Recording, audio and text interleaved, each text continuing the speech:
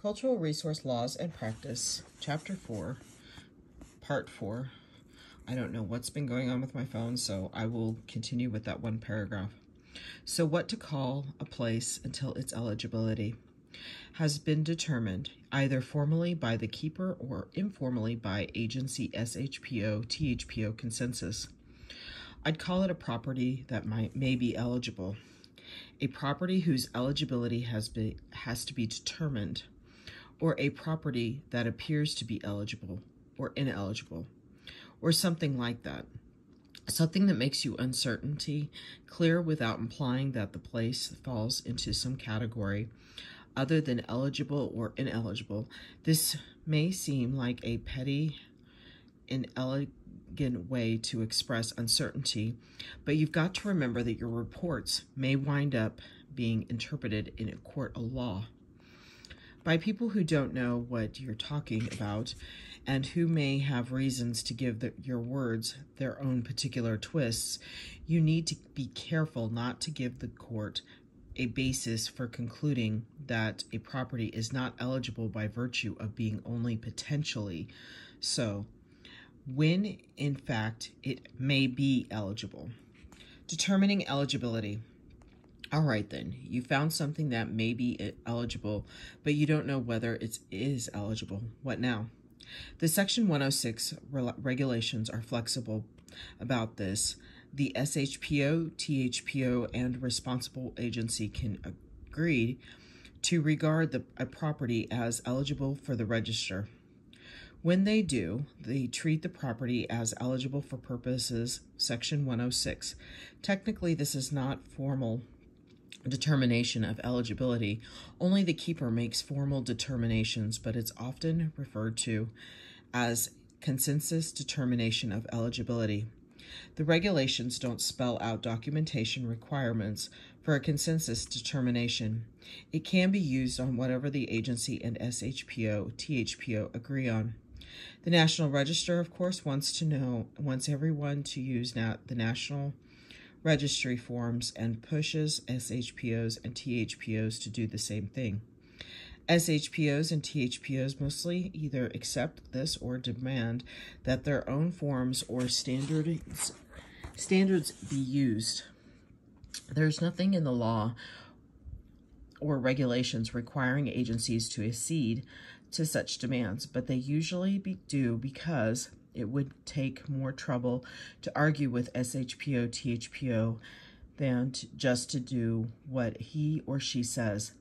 As a result, this step is the process is where a good deal of delay and unnecessary costs are generated by requirements not only for completing particular forms, but also for collecting the information needed to do so. For example, through intensive archaeological testing, it's also where consideration of big, ill-defined properties like landscape breaks down, and where things like indirect and cumulative effects are forgotten. We can't very well identify every specific historic thing in Very Pretty Valley and do up National Register forms on each one. So thinking that such identification and documentation is required, we throw up our hands and forget about everything. That's not directly, obviously, immediately going to be affected. The whole idea of looking at broadly defined properties like landscapes and broadly defined indirect and cumulative effects goes out the window. The SHPO, THPO, and agency can also agree to regard a property as not eligible, in which case, with the exception discussed below, as far as Section 106 is concerned, it can be blown away for further consideration. This is not to say that it doesn't need to be considered under NEPA and other authorities, but in practice it generally means that it's not going to get very much consideration under any statute unless somebody really makes a fuss about it. If the SHPO, THPO, and agency don't agree, then the agency has to seek a formal determination of eligibility from the keeper. Before we look at how that's done, let's consider another circumstance in which a formal determination must be sought. It may be clearest to give some historical background. In the early 1980s, the Forest Service was considering issuing a permit for expansion of ski facilities at the Arizona Snow Bowl, a resort on the San Francisco Peaks. In Arizona, the San Francisco Peaks make up a very important sacred place for both the Navajo and Hopi, as well as for other tribes. In Navajo cosmology, they make up one corner of the world. To the Hopi, they're home to the Katsina, very important spirit beings. Both the Navajo and the Hopi alerted the Forest Service to the cultural importance of the peaks and said they were eligible for the register. The Forest Service had an archaeological survey done that revealed nothing. Accordingly, the Forest Service determined that the project would affect no eligible properties. The SHPO, allegedly under pressure from the governor, concurred. The tribes disagreed, pointing out that the very significance of the peaks discouraged people from going there to leave stuff, and that Katsinas leave no artifacts that humans can observe. The Forest Service and SHPO didn't listen. Under the regulations governing eligibility determinations, an agency had to seek a determination from the keeper under either two circumstances.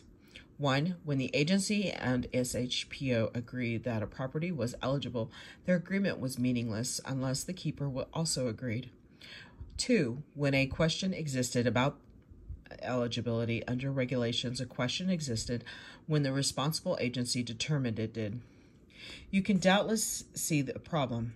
All an agency had to do was decide the property was not eligible, get the SHPO to concur, and determine that there was no question about ineligibility in order to avoid considering impacts on the place.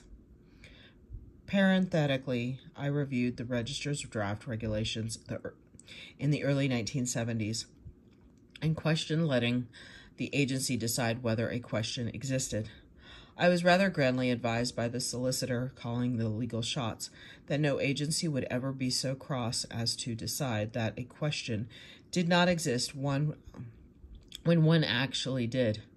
Both the solicitor and I are a good deal older, and I hope wiser now. Because, of course, the Forest Service displayed precisely such crassness in the Snow Bowl case. The tribes had gone to court insisting that the peaks were eligible.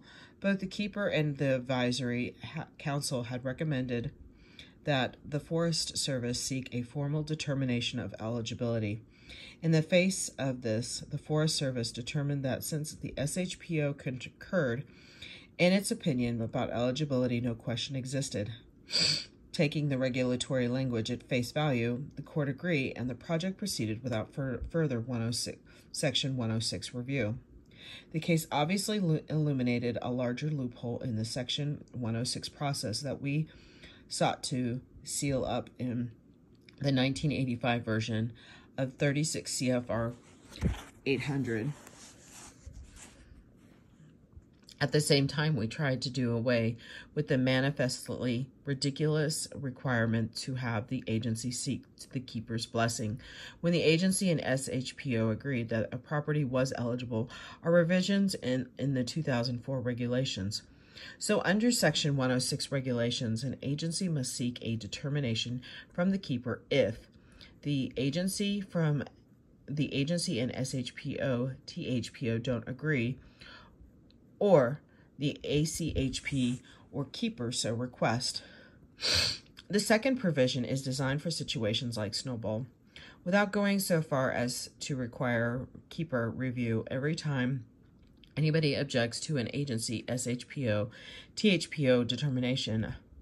For however frivolous a reason, the keeper and ACHP serve as a screen, but if either so requests, the agency must seek the keeper's determination in retrospect. I think we should have required keeper review of any determination challenged by a member of the public, but I was more trusting of the advisory council and keeper back then. So if the agency and SHPO and THPO don't agree, or the keeper or SACHP requests that the agency seek a determination from the keeper, the agency needs to bundle up all the pertinent documentation and send it in. It's in the agency's interest to organize the documentation so it's clear and complete and gives the keeper a rational and easy-to-use basis for making a decision. Other parties can, of course, supply the keeper with their own documentation and make their own arguments. The keeper reviews the documentation, talks with people as she thinks necessary, and makes a decision. The keeper's determination is theoretical final. As though we saw in Chapter 3 in the case of Mount Shasta, political pressure can force the keeper to rethink a decision. Eligibility and nomination. The fact that the agency, the SHPO, THPO, or the keeper decide that something is eligible does not mean that anybody has to or even should nominate it for inclusion in the register. Eligibility, determination, and nomination are completely different things. Since you determine eligibility as part of the Section 106 process, it often would make no sense to make the property a permanent part of the National Register because the actions under review may very well destroy it. In other cases, there is just no practical reason to nominate the property. Preparing a nomination may not be where you want to put your limited financial and personal resources. The kind of thinking upsets people at the National Register and the people who make a living doing nominations. Here are some of the arguments they make for nomination with some responses. 1. Nomination is required by law. Nope, it's not. It used to be in the Section 110A2 of an HPA. Required agencies to nominate all historic properties under their control. This provision was removed in the 1992 amendments. What requires now is simply a program that includes nomination. Congress, i.e. the drafters of the amendments, recognize that agencies can take perfectly good care of historic properties without nominating them. So why require them to go to the trouble and expense of nomination? Executive Order 11593 does require agencies to nominate all properties under their jurisdiction, but it tells them to do it by July 1973. Needless to say, nobody succeeded. So is the requirement still effective? Some people who make money off nomination work would like to think so, but I think they're on shaky ground. In Congress has had to repeated opportunities to incorporate the executive order's provision into law and hasn't done so. Or rather, they at first did include it at Section 110A2. And then explicitly removed it. 2. It protects the property. Well, sometimes it depends, actually. The condition under which nomination is encouraged by the statute when a property's in federal ownership is precisely the one where nomination is least useful as a preservation device. Federal agencies, remember, are required to manage historic properties under their jurisdiction or control.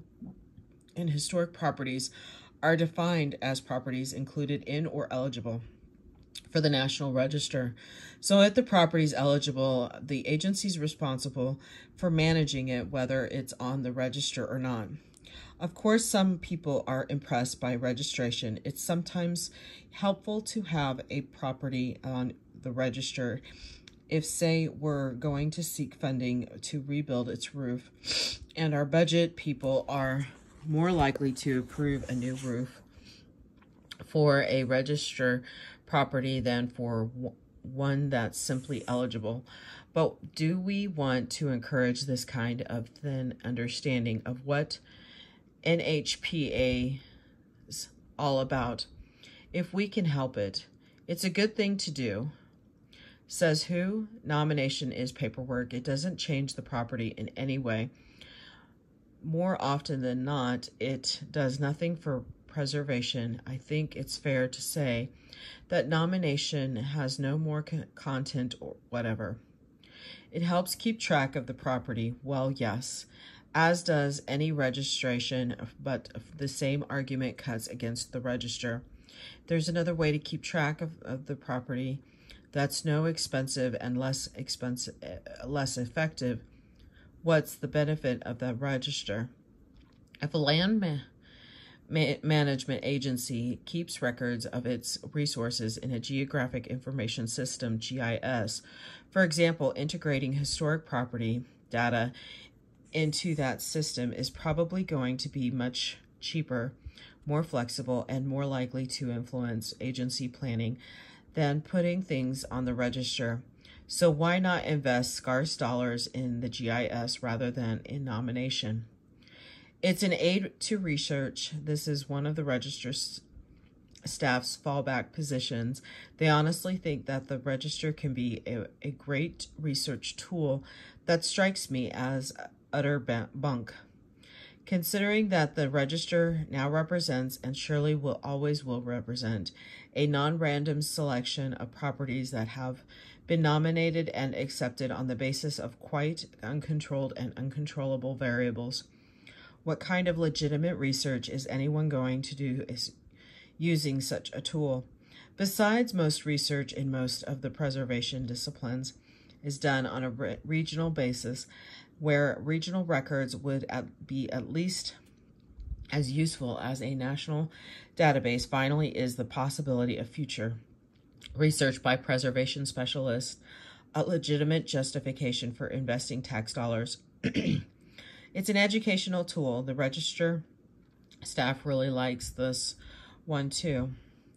And it's true to an extent. Educators do use the register, but educators could and do use alternatives to the register too, like local inventories, state inventories, the database of Land Management Agency, and Indian tribal data. And these might well have greater pedagogical value than the register. It honors the property. Yes, sure does. That's what the register is really good for. And if you feel the need to honor a property, you ought to nominate it. If you simply want to manage it, you'll find other tools more useful. And we ought to be careful about bestowing the register's honors too far and wide. The owners of the fine antebellum plantation house may feel that his property's register status is somewhat cheapened when he finds that it's shared with a tin can scatter in southeastern Wyoming. In a national register, or in a rational world, the register would be an honorific tool, and we'd use other simpler, cheaper, more flexible tools for planning purposes. We don't live in such a world, so we try to use the register and its eligibility criteria for both honorific and planning purposes. But that doesn't make it sensible or necessary to mix up the planning functions of eligibility determination and the honorific function of registration. Required documentation. Despite what the National Register and some SHPOs insist, the Section 106 regulations don't require the collection of any particular documentation before deciding to treat a property as eligible. They do say that agencies are supposed to be guided by the Secretary of the Interior standards for identification, but these are pretty flexible, and agency and SHPO, THPO can agree to treat something as eligible on the basis of a one-page description, a digital photo, or no documentation at all. This kind of flexibility can be very useful. For example, suppose an Indian tribe wants a spiritual place to be considered in planning but doesn't want to reveal much about it, because to do so, in the tribe's belief, would dissipate its power or cause that power to harm people. It may be very helpful, efficient, cost-effective, and conducive to harmony if an agency can say, okay, we'll treat this mountaintop as eligible without asking you what makes it so. Now what can we do to manage impacts on it? Or imagine you have 700 old houses scattered through an area that may be affected by a redevelopment program. It may save a lot of time and money to say, we'll treat every building over 45 years old as eligible and apply the Secretary of Interior's standard for rehabilitation, see Chapter 5, to each one. Hundreds of local governments have agreements with their SHPOs and the ACHP under which they do this in lieu of project-by-project Section 106 review. Or consider a project with five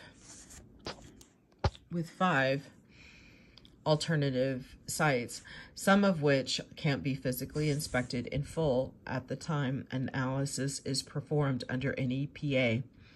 If you can make judgments about the relative likelihood of eligible properties in each alternative APE, you can consider and resolve at least some adverse effects early in planning if you have to wait until you can get on the land, dig holes in it, measure its buildings or whatever. By the time you get around to addressing historic preservation issues, most of the decisions about the project will have been made.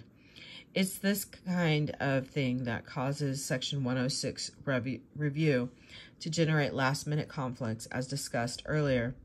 This is also the kind of thing that discourages consideration of cultural landscapes and cumulative effects. The National Register staff doesn't worry about such practicalities. However, it's an article of faith at the Register that an eligibility decision should be based on the same kind of information as a nomination. If you go to the keeper for a formal determination of eligibility, you're going to be asked for something equivalent to a nomination package, a detailed description of the property with maps, plans, photos, and the like, together with a detailed analysis of its significance based on the same mindless dicta in auditing SHPO performance. And PS leans on SHPOs to insist on nomination level documentation when evaluating register eligibility, since NPS holds the SHPO's federal purse strings. SHPOs are sensitive to NPS expectations, of course. Some SHPOs and THPOs may want substantial documentation for their own reasons, which may be good ones. E.g., example, not wanting to give undue protection to insignificant resources, or not so good ones. Example, consistency with standard operating procedure. The thing to remember is that the Section 106 regulations themselves don't require any particular documentation, so what is required should be negotiable and should, if you'll excuse it, depend on the circumstances. Boundaries. The keeper of the National Register typically frets greatly about boundaries, where they should be drawn, how they should be justified, and so forth. This is necessary where a property is nominated for inclusion in the register because it's going to be plotted on maps, perhaps reference in property ownership and local planning documents. So one really does need to know where the thing starts and stops. Boundaries are far, far less important in the world of eligibility determinations in an eligibility determination where, we are not listing a property in perpetuity. We may, in fact, destroy it. So there's no long-term record-keeping rationale for boundary definition. Boundaries are often irrelevant to planning needs, the effects we need to plan for visual, auditory, and atmospheric effects, for example, may result from actions that take place far outside the property's boundaries. In fact, defining boundaries may mislead people into thinking that if they can just physically stay outside the boundaries, they've avoided adverse effect. This is seldom true. On the other hand, sometimes it is true. If we can physically avoid an archaeological site, it's valuable only for research. We probably have avoided affecting it. So once again, it depends in consulting about whether to regard something as eligible. You should think about the extent to which there's practical need for boundary definition. Don't get wrapped up in trying to do so if it's not useful. But you have to refer the matter to the keeper, expect to go into excruciating detail about boundaries and to draw them someplace, even if doing so is entirely irrelevant to your project and its effects. Here is the Fort Sill, so you can read that. Determining the effect. I've belabored identification and eligibility determination because they're what a lot of myths accumulate and many project reviews get hung up on because they generate a lot of professional practice. Many consultants make most of their money doing identification and evaluation, but they're only steps in the process. It's important to remember and to remind others who may not understand the process as well as you do that eligibility does not mean you can't blow a property away or muck it up. It just means that you have to consider and consult about ways to manage it and mitigate effects on it. To figure out how to mitigate effects, you need to have some idea what those effects are. So the regulations prescribe that once you've identified something as eligible, you determine that effect your project may have on it. No historic properties affected. You may, of course, come out of the identification process having found nothing said that's eligible for the National Register in this case. You determine that no historic properties will be affected and give the SHPO, THPO, and other consulting parties 30 days to comment. And if the SHPO, THPO doesn't object within that time, you're through with Section 106 review. You may have to deal with ineligible properties under NEPA or other laws, but Section 106 review is done. The regulations also say that you can find no historic properties subject to effect if there are eligible properties in the 8 project, but the project won't affect them in any way positively or negatively. This might be the case if, say, there was an archaeological site useful only for research within the visual impacts 8, but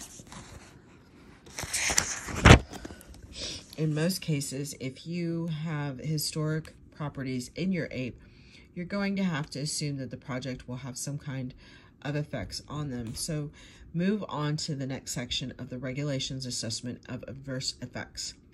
The criteria of adverse effects. Deciding whether an action's effects will be adverse involves applying the criteria of adverse effects. There is actually only one criterion. An adverse effect is found when an undertaking may alter directly or indirectly any of the characteristics of a historic property that qualify the property that inclusion in the National Register in a manner that would diminish the integrity of the property's location, design, setting, materials, workmanship, feeling, or association. Applying this criterion may not be easy. You have to decide what aspects of the property make it eligible for the register, which may not be obvious. Suppose we have a building that's been on the register since 1976, and we want to gut it to create an office space.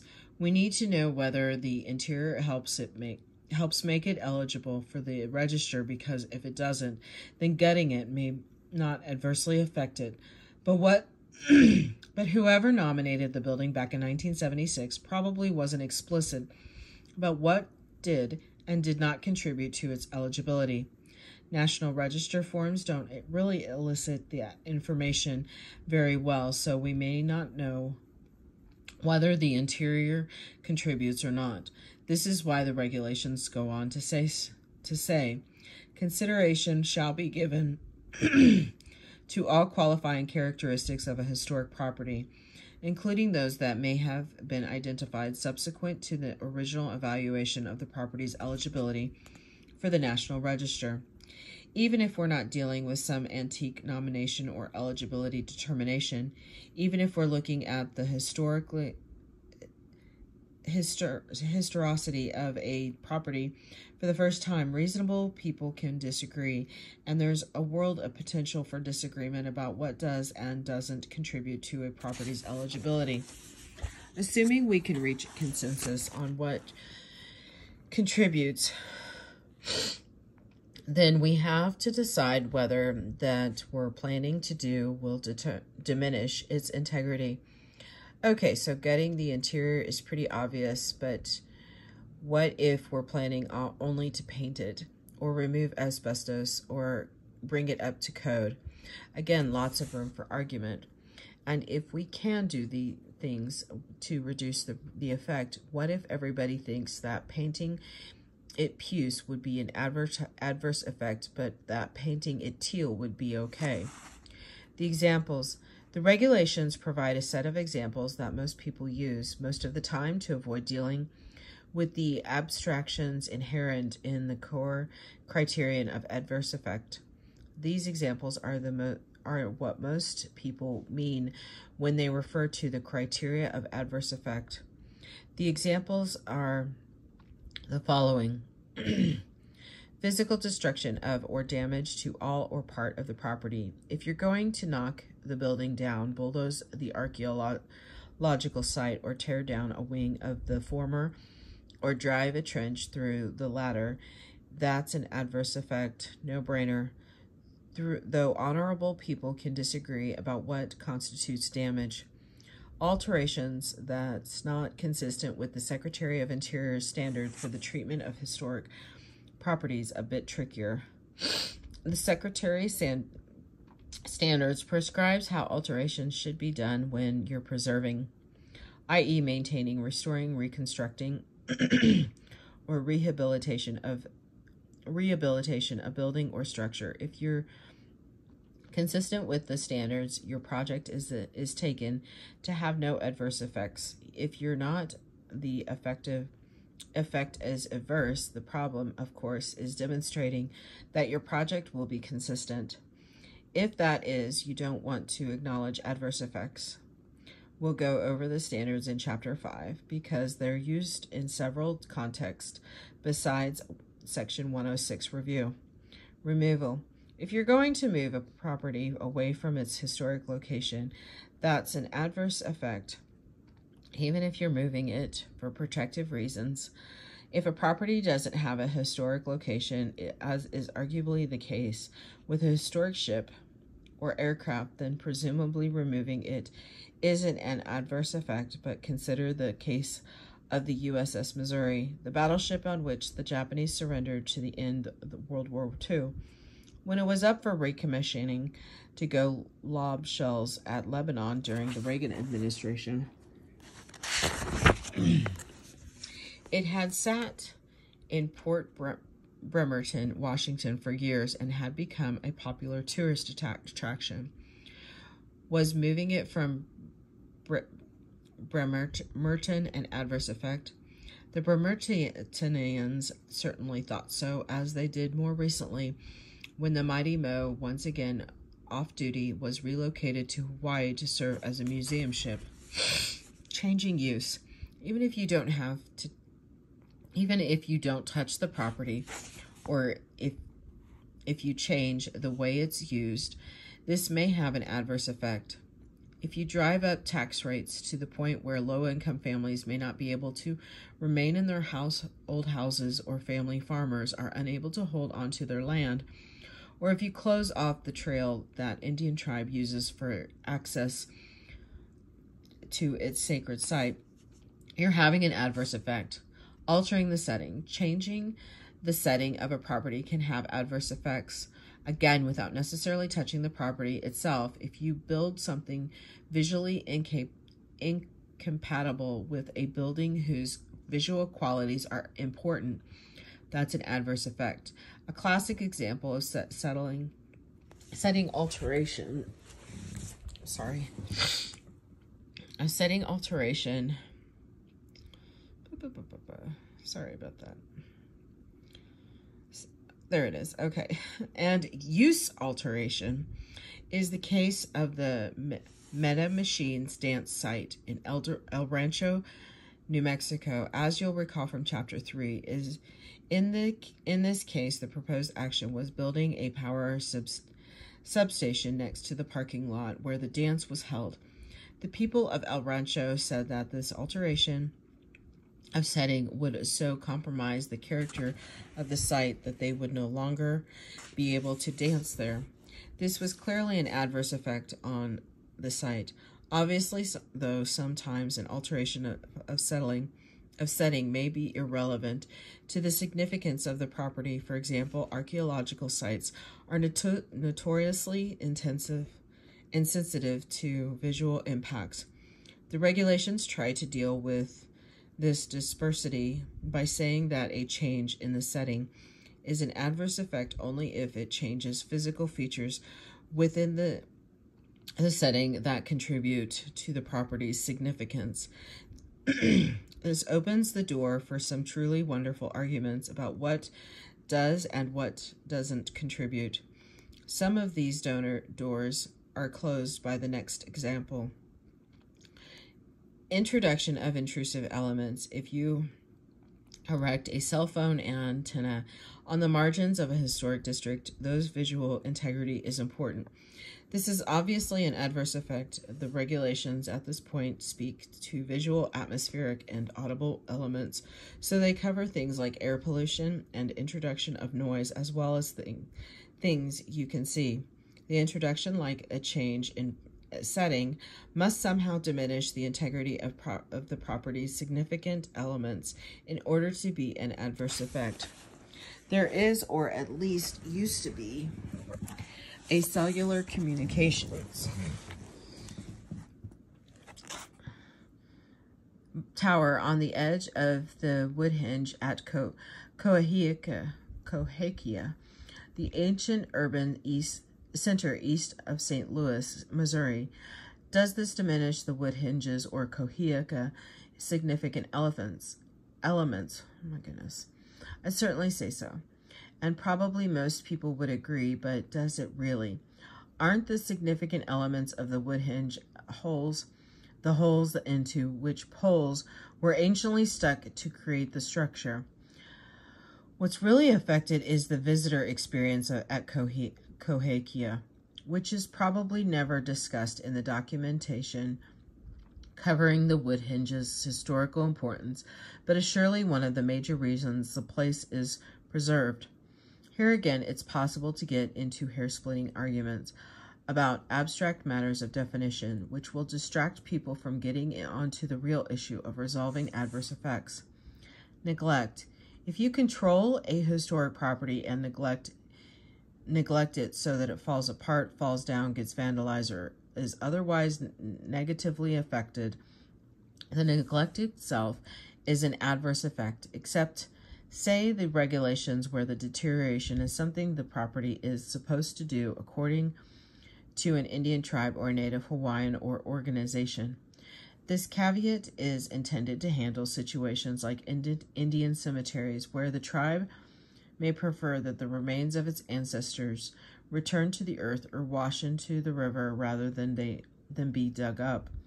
Neglect is a hard effect to deal with because agency decision makers seldom wake up in the morning and say, I'm going to neglect the Joe Smith plantation house today. But agencies do make decisions that are neglectful of historic properties, budget decisions about the property, priority of projects, and so on. In National Trust for Historic Preservation versus Blanc, the U.S. District for the District of Columbia found that in neglecting historic buildings at the Walter Reed Army Medical Center Annex in Maryland, the Army had failed to comply with the NHPA, though it also determined using rather contorted logic that NHPA did not require agencies to spend substantial amounts of money to maintain historic properties. The decision left all concerned scratching their heads. Transfer out of federal ownership, federally controlled properties are subject to the protections not only of Section 106, but of other sections of NHPA and other federal laws as well. If you transfer a property out of federal ownership, sell it, give it away, or exchange it, it's deprived of these protections, and that's obviously an adverse effect. Again, the regulations contain a caveat: transfer is not adverse effect. If you impose adequate and enforceable restrictions to protect property, what constitutes adequacy or enforceability? That's left for negotiation, as it must be. What works in one state or with one kind of property won't work in another. In the state where I live, for example, there's an active, well-enforced historic case easement program, and that's the system the SHPO once used to protect transferred property. The recipient of the property grants the SHPO an easement under which the recipient agrees to preserve specified characteristics. Questions have arisen as to whether this criterion applies to properties transferred from one federal agency to another. Some argue that such transfers aren't even subject to review because the legal status of the properties doesn't change. It's still protected by Section 106 and other legal requirements. The trouble with this argument is that it ignores the regulatory definition of what requires review. The regulations require review of all federally involved actions representing types with the potential to affect historic properties. They don't carve out an exception for agency-to-agency transfers. It seems to me that an agency must look at its proposed transfer and consider whether it has potential to affect historic properties. When BLM transfers land to the Army for use in training exercises, this has the potential to affect historic properties. Sure, both BLM and the Army are bound by Section 106, but the Army drives tanks and explodes ordnance, or BLM doesn't. Their uses of the land are fundamentally different, whatever legal requirements apply.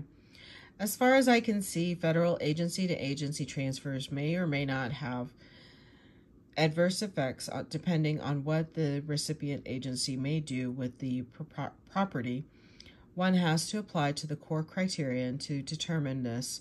Will the transfer likely lead to something like that diminishes the property's integrity? Other kinds of adverse effects. So those are the examples of adverse effect that illustrates that core criterion. They're commonly referred to as the criterion of adverse effect, though there are really one examples. There can be other kinds of adverse effect as long as they meet the core criterion. Like what? How about if somebody is living on public land under permit of some kind and takes it upon himself or herself to keep watch over a cave full of ancient pictographs? The resident keeps track of visitors to the cave, talks to them, and encourages them to respect the paintings and not contribute their own spray can additions. The permit expires and the federal agency proposed not to extend it. The resident will have to move. Is the agency destroying the cave? No. Is it altering the cave? No. Is it changing the character of its use? Well, one might make an argument for this, but it would be a pretty long bow to draw. Is it altering the setting? No. Is it introducing elements that diminish its integrity? Probably not. The regulations talk about visual, atmospheric, or audible elements, and while spray-on can vandals presumably could be seen, might smell, and can probably be heard, it would still be hard to squeeze them into this example. Is the agency neglecting the cave?